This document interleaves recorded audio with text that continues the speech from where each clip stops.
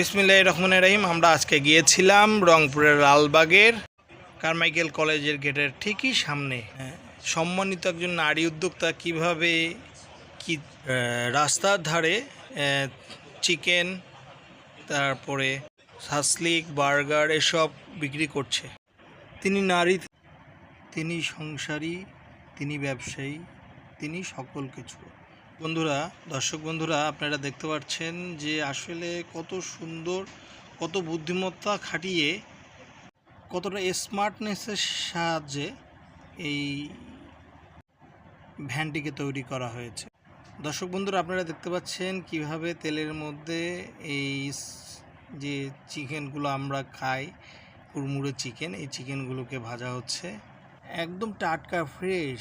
এই কাস্টমার একদম লাইন দিয়ে ধরে আছে, একদম কাস্টমার লাইন লেগে আছে। কাস্টমারগুলোকে এই গরম গরম খাবারগুলো রিপ্রেজেন্ট করবে, তার স্বামী তাকে সহযোগিতা করে এবং সম্পূর্ণ কিছু তারা নিজেরাই নিয়ন্ত্রণ করে, নিজেরাই বানায় এবং নিজেরাই বিক্রি করে। বাসি পচা বলে কিছু নাই, সম্পূর্ণ টাটকা চোখের সামনে পরিবেশন করবে এবং আপনাকে সেটা দাঁড়িয়ে করে